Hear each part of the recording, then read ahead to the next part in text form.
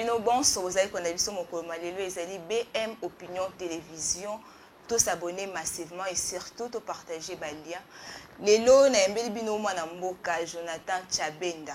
Azali membre ya parti politique MRGCO. Na yende on va débattre sur l'actualité de la République démocratique du Congo. Soyons branchés dans l'émission Tina Souka. Mbote mwana mboka Jonathan Tchabenda.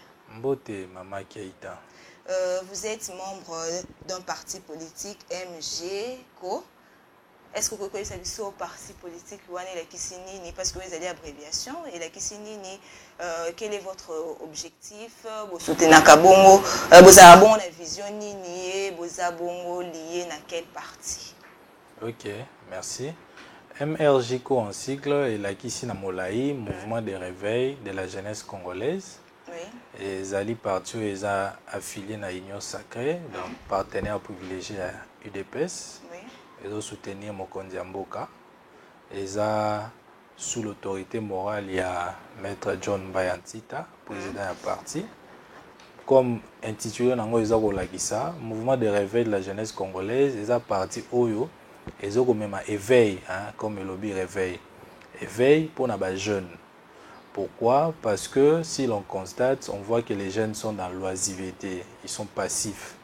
Alors le MRGCO veut en sorte que le jeune puisse avoir cet éveil de conscience pour d'abord se prendre en charge, mais aussi pour poser des actions concrètes sur le plan de notre pays. Mais également, on vise le social. Dans le social, on vise l'amélioration des conditions de vie, l'amélioration des paniers des ménages, parce que pour nous, il faut que la haute la maman et ma parent en condition de vie s'améliorer ou pas. Vous l'en paix réellement. Exactement, exactement. Il y a des actions. De quelle manière? Il y a des actions pratiques qu'on a mises sur le terrain avec les mamans maraîchères et quelques mamans qui sont dans des petits commerces au travers des microcrédits. Donc déjà entrepreneuriat. Oui, entrepreneuriat, mais beaucoup plus les mamans qui sont affiliées au parti d'abord dans un premier temps. Il faut d'abord aux la membre à parti pour que... Oui, dans un premier temps, parce que avant aucun de Liban, il faut bananda kunayo. Oui. Parce qu'on a connu autant que bamba voisin. Voilà un peu dans un premier temps. Et dans les jours à venir, parce que le MRGCO n'a pas participé aux élections de 2018, mais cette année on sera là très massivement. Dans les jours à venir, si nous avons l'opportunité de rafler tout le grand poste, on pense qu'il y aura beaucoup de changements. Ok, moi Namboka Jonathan, parlons un peu insécurité dans la République démocratique du Congo. On a vu sommet Salami, on a vu président Koloba en Suisse sur insécurité, na OIA, l'obé comme insécurité dans la République démocratique du Congo. Est-ce qu'aujourd'hui guerre na Est, et qu'il faut prendre fin, prendre fin de quelle manière? D'abord, ce qu'il faut savoir, c'est que la guerre de l'Est est d'abord conditionnée par... C'est d'abord au niveau interne. Si vous avez l'histoire avec vous, vous allez voir que tous les petits groupes, les Maï, tout le reste, sont ceux qui sont au sein du pays. Donc d'abord, la guerre est interne, avant que cela soit externe. Et deuxièmement, cette guerre est poussée par le scandale géologique. Oui. Ce scandale géologique veut dire que la RDC est un pays hyper riche en termes de ressources naturelles. Ce qui fait qu'il y ait concentration ou bien regard tourné vers la RDC parce que tout le monde veut avoir une même mise sur les ressources du pays. Ça, c'est le deuxième point. La volonté manifeste du chef de l'État, oui, mais il faut beaucoup de travail parce que nous sommes d'abord infiltrés dans tout le plan de notre nation. Nous sommes infiltrés et à l'armée et dans les services publics de l'État. Donc la volonté du président est bonne parce que déjà on peut le remarquer. Si vous avez l'histoire avec vous, c'est depuis 1988 qu'on a arrêté il y a eu une suspension par rapport à l'acquisition des armes. Mais tous les présidents qui sont venus, malgré tout le temps qu'ils ont accompli, n'ont pas pu faire ça. Mobutu, jusqu'à son décès, 9 ans après, il n'a pas pu lever. La cause, c'était le fait qu'il y a eu tuerie des étudiants de Lubumbashi, si vous avez bonne mémoire. Kabila, le père, est venu jusqu'en 2001, on n'a pas pu avoir ça. Et Kabila aussi, pendant tous les 17 ans, On n'a pas pu lever cela. Mais on a senti avec la diplomatie du président qu'en 4 ans, il y a eu des évolutions. On a pu lever. Mais le grand problème, c'est aussi la formation. Maintenant, là, nous avons tous les matos. Il y a les drones, il y a tout ce qui va avec. Mais est-ce que nous avons le militaire qualifié? Est-ce que nous avons des bons tireurs pour accomplir? Ça, c'est un autre problème. Voilà pourquoi le président essaye tant soit peu d'avoir les aides extérieures pour essayer aussi d'accompagner et en même temps de former sur le terrain. Na sommet, il y a OIA. On a dit que qui 23 cesser les faits, donc bâtir par terre guerre wana. Mais tout le monde il y a toujours des attaques, parce que l'élo, on peut faire confiance à l'EAC ou à Zali donc na kati ya na Est la République Zali wana pour défendre Bisso comme au niveau ya Rwanda. Est-ce qu'aujourd'hui tu as la confiance na EAC sur le plan diplomatique ou bien sur le plan pratique na kati na guerre? Bon, sur le plan diplomatique, oui. Sur le plan pratique, il y a toujours de petits coqs à jambes qui se passent. Hein. On ne peut pas venir et rentrer les mains vides. Ça, c'est aussi quelque chose. Vous pouvez le remarquer avec la MONUSCO. La MONUSCO est implantée depuis des années, mais on constate qu'il n'y a pas d'évolution. Avec tout le matos, avec tout le nombre de militaires qui sont là pour aider les FARDC, mais il n'y a pas d'évolution. Ça veut dire que, d'une part, nous devons avoir l'œil ouvert. Ça veut dire non seulement ils nous accompagnent, mais également on a un œil sur eux. De peur qu'eux aussi, à leur tour, soient ceux qui sont attirés par les ressources du pays. Tu as parlé des ressources du pays. Aujourd'hui, dans la République démocratique du Congo, tu as des minéraux et il y a d'autres territoires où il y a il y a M23. Est-ce que la République démocratique du Congo n'est pas capable de multiplier tout et produire des minéraux? Il faut toujours tourner vers l'extérieur. Bon, voilà une question pertinente. Au moins, il y a une économie. Mutu oyo a un avantage belé sur le plan pratique et ça mutu ozo posséder ba industrie parce que yende ado mettre en place ba bengi produit fini biso toza na ba bengi matière première eza nini OK wenzo sombi farine sombi ingrédients sombi boye mais ozana four te ozana ba matos te pour ça lipa. Ça manque quoi? Et nous avons pour tout ça l'industrie parce qu'on a des ingénieurs qualifiés. Oui, on a des ingénieurs qualifiés, mais on n'a pas d'industrie. On n'a pas d'industrie. Et là, parce qu'il y a des millions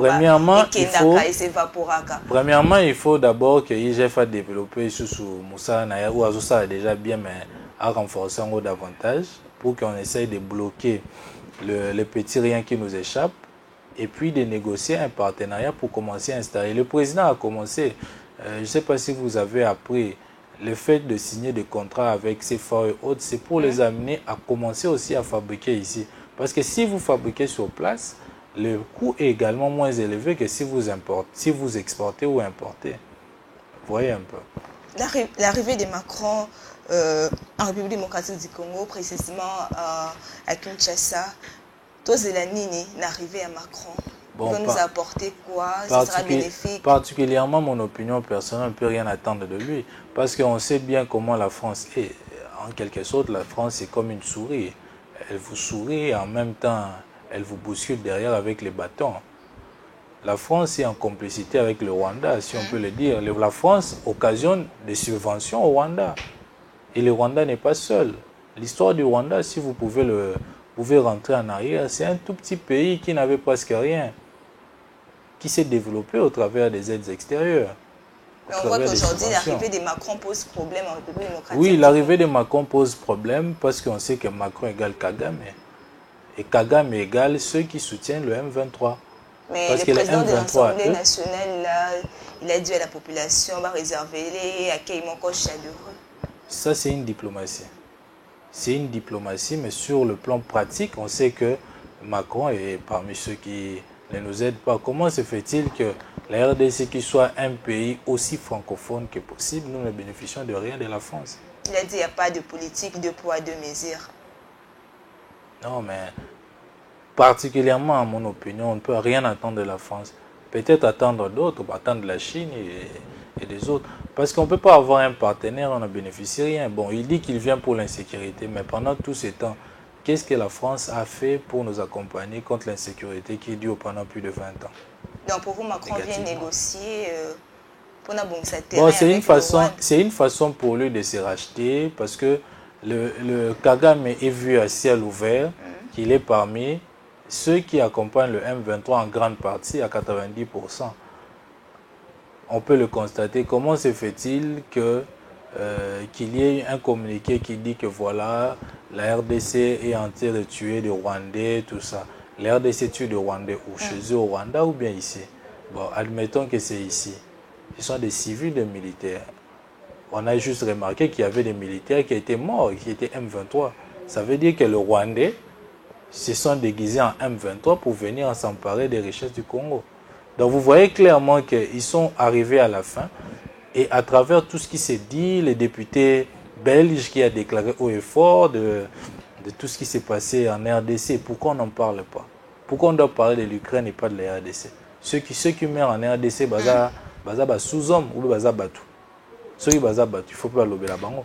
Mais aujourd'hui, Kigali a annoncé un bon référendum pardon, dans le territoire RDC qui est récupéré. Donc il y aura un référendum qui va se faire. Ce qu'on a mis sur un gouvernement, il doit laisser le territoire de Kigali ou bien il va chercher comment récupérer nos déjà, les petits Rwandais là a déjà une grande partie du sol congolais.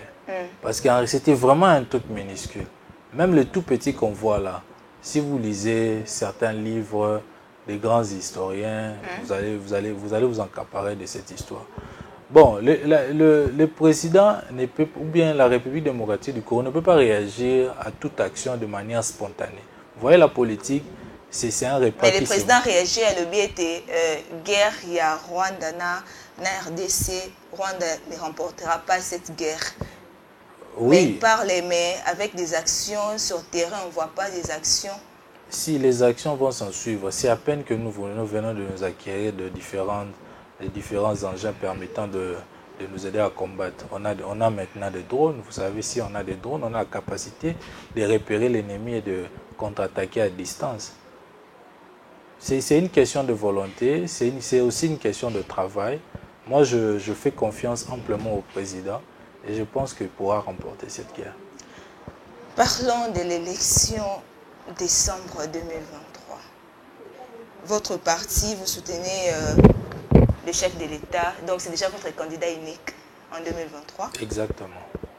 Est-ce que vous n'avez pas peur d'autres candidats ou qu'on s'est prononcé? Quel autre candidat? On a Katumbi, on a Fayoulou, on a Dr Mukwege, donc, et les autres. Vous n'avez pas peur par rapport à votre bilan? Non, en fait, quelqu'un qui a une vision et une mission n'a pas peur de l'ennemi. Il n'a qu'à se concentrer sur lui-même. Mais ça fait parler du côté de l'union sacrée. Oui, bon, il ne faut pas négliger l'adversaire, mais il faut également se contenter des atouts. Bon, je ne veux pas entrer dans les détails des différents candidats, mais je ne vois pas celui qui fait le poids au président. Katumbi, non? Fayoulou? Non. Fayoulou, d'ailleurs, sur le plan diplomatique et sur le plan popularité, il est en baisse. Matata Mponyo? Non plus. Matata n'a rien fait. Les 1000 écoles, nous n'avons pas vu. Les universités réflexion. Oui, c'est un diplomate, c'est un bon parleur, c'est un économiste chevronné. Oui, on ne refuse pas. Mais sur le plan pratique, il n'a rien fait. C'était un semblant. Je suis un économiste à la base, madame. Je maîtrise les agrégats macroéconomiques. Il ne faudrait pas qu'on nous présente une macroéconomie fictive. Quel était l'impact de cette stabilité macroéconomique? Mais aujourd'hui, il y a une différence par rapport à l'époque où Matata Mponyo était ministre. Sur quel plan? Les taux de dollars. Sur le taux de dollars. Je vous donne un exemple précis. Vous avez à l'époque un enseignant. Vous êtes déjà arrivé à Popokabak. Au comment déjà Popokabak? J'entends pas. Oui, Kwamount. Place de guerre et tout ça. Oui. Moi, je suis arrivé à Kwamount pendant la guerre. Je suis arrivé à Kwamount. Je suis arrivé à Popokabak. Tu prends un enseignant qui est à Kwamount qui touchait 30 000 francs congolais pendant tout le temps de Kabila. Et aujourd'hui, il est à 300 000 francs congolais. Vous avez comparé ça avec l'époque de Matata. faut qu'on soit réaliste. Au fait, quand on parle des améliorations, on ne voit pas ça sur le plan personnel.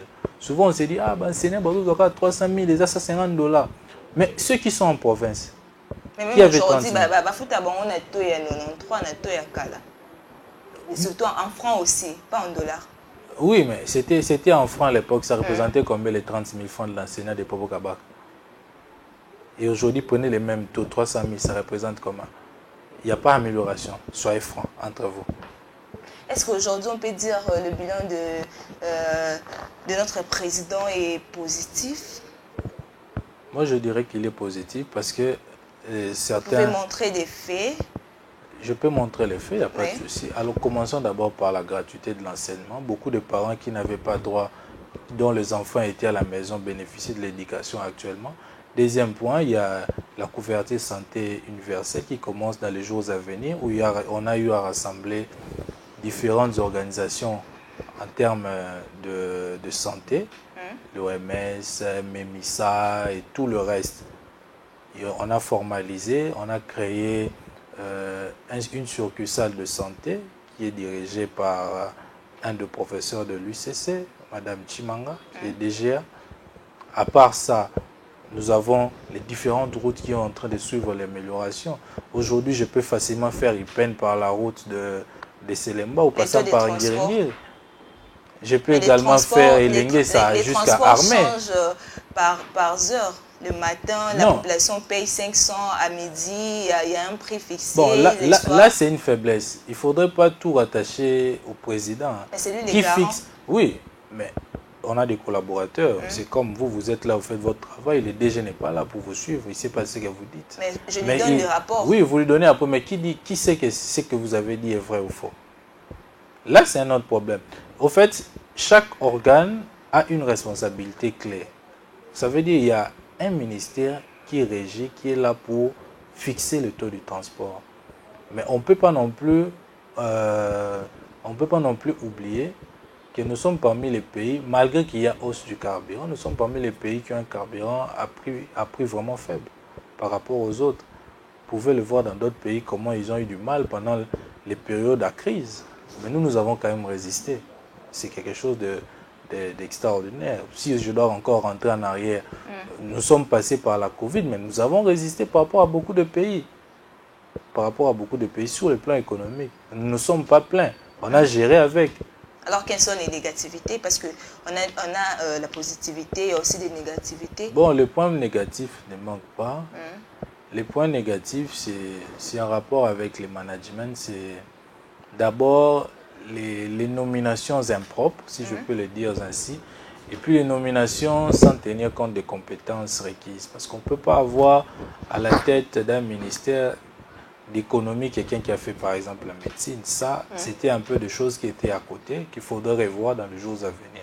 Quand bien même que nous sommes du même coin, mais il faudrait quand même relever certains faits qui ne cadrent pas avec la réalité. Parce que quand on est dans un domaine précis comme l'économie, on ne peut pas avoir quelqu'un qui fait la médecine. Il n'y a aucun rapport, parce qu'il faut maîtriser les circuits économiques. Est-ce qu'il est fermé? Est-ce qu'il est ouvert? Est-ce que la balance commerciale est positive ou négative? Et dans un pays, tout terrain. On peut faire l'économie, ou bien on peut faire l'économie et pouf, on est devenu président, on est dans telle institution. Ici au Congo, ça arrive. Ça, c'est un autre problème. Ça, c'est un autre problème. Là, c'est un problème d'homme. Ça veut dire que c'est la naïveté de la population. Parce que la population veut l'argent. Bon, quelqu'un qui n'a pas étudié, bon, a bénéficié d'un mois, là, répare un Canada, sénateur, a payé à $10, $10, pour voter, pour voter. Ça, c'est la naïveté de la population. Après, il repart, quand on approche les élections, il revient encore avec $10, $10. La population doit comprendre en ces jours que pour ces élections, il faut mettre toute la conscience. Donc, enlever au fait l'aberration qu'ils ont en eux et de mettre la conscience. Parce que si on ne le fait pas, on va faire un cercle vicieux. On va faire un rond-point là. Tu voter, mais tu vas avancer. Pour un nini, que voilà, voter. Mais non, vote au point. Il faut donner un projet. Un projet précis. Mais aux autres députés, mais est-ce que le projet va faire un rapport à la compétence? Il faut une organisation députation provinciale arozana nini na assemblée provinciale nini o bango na assemblée provinciale faut basala comment mutu azoloba a postuler député provincial azo promettre bino kosala bino nzela en fonction de quoi ye azana mpona korégiférer baloi azana mpona kolandela baattribution provinciale baministre provinciaux gouvernement provincial mais kasi yango wana sikoyo tozo kosenga population azala mayele il faut esa bakoke non ngai nde nazo kopostule boye namoni ke nalingi par exemple nasappuye sur loi ya habitat que non voilà il faut totiama effectivité na bacommune bato habitat basala mosala na bango de sorte ke balandela vraiment ke ezala 3 mois. Est-ce que vous imaginez que mon taquet bois ou 300 $, bah, il va foutre à 12 mois. 3600 $. Et pas bailler. Ah, bah, il y a commission 3900. C'est aberrant. Vous allez par exemple à Beauvant, vous avez un studio à 300 $. C'est pas normal. Or, dans l'époque, on avait un prix standard. On sait que par exemple, un studio est à 80 $. Mais comment on appelle un milieu, non? Oui, par rapport au milieu, oui, mais il peut pas, le barème doit être normal, au fait. Il ne peut pas y avoir un barème aussi supérieur qui puisse en... Parce que si l'habitat est trop cher et que les revenus ne s'en suivent pas, la population sera merde. On va se serrer, les gens vont dormir dehors, ils vont faire les salomos chez les autres, et vous voyez qu'on n'avance pas. Vous voyez, dans une maison, parce que si vous n'êtes pas dans les bonnes conditions, la santé aussi s'ensuit. Vous êtes dans une maison minime, des studios, mais vous êtes à 11. Vous dégagez quoi? Parce que vous devez avoir l'oxygène, et puis vous devez dégager les gaz carboniques. Mais imaginez maintenant, vous avez 11 personnes. Donc, au lieu d'avoir l'oxygène, vous allez à la fois dégager et à la fois récupérer le gaz carbonique. Donc, vous allez avoir des maladies de diverses formes. Donc, président na Genève, à lobby, tant que guerre n'a nécessité, il peut ou ne pas avoir élection. Vous pouvez commenter un peu cette parole, la parole ou bien cette pensée. Bon, ce qui est sûr d'abord, avant de commenter, il y aura élection cette année. Mais même s'il y a la guerre, il y aura élection? Oui, mais ça dépendra au fait de l'impact. Parce qu'il ne faudrait pas non plus pénaliser une grande partie de la population. Bientôt, en 2018, il y a une partie à Est qui va voter. Oui, c'est ça le risque. Mais on ne veut pas arriver à cela. On pense qu'avec tout ce qu'on a, d'ici les mois qui suivent, on peut récupérer les différentes terres qu'on a perdues. Mais quand le président en parle, c'est au fait comment je peux dire, c'est au fait une exclamation, une façon pour lui de signifier aussi, parce qu'on ne peut pas aller aussi aux élections avec une grande partie des terres perdues, ou encore avec une grande partie de la population qui n'est pas capable de pouvoir donner au fait sa voix à celui qui le mérite. Parce qu'à la longue, on risque de dire, mais voilà, on a écouté, on a pu savoir voir, on a été, on a président, on a sauté pour nous voter. Or, le président, c'est un candidat qui se vote par toute la population sans distinction. Comment est-ce que l'enrôlement se passe dans l'Est de la République? Bon, j'ai appris que déjà au site Kivu, il y a certaines parties du coin qui ont débuté. Donc, juste après Kinshasa, il y a eu rapatriement de certains kits de l'autre côté. Donc, ils ont déjà commencé. Ils ont leur calendrier spécial, mais je ne maîtrise pas les dates. Les gens sont en train de s'enrôler normalement. Mon Mboka, Jonathan, on est presque à la fin de notre émission. Moi, Souka pour que tu clôturer l'émission. Bon, d'abord, on a remercié Bino pour inviter Bisso pour partager un peu sur quelques points de l'actualité.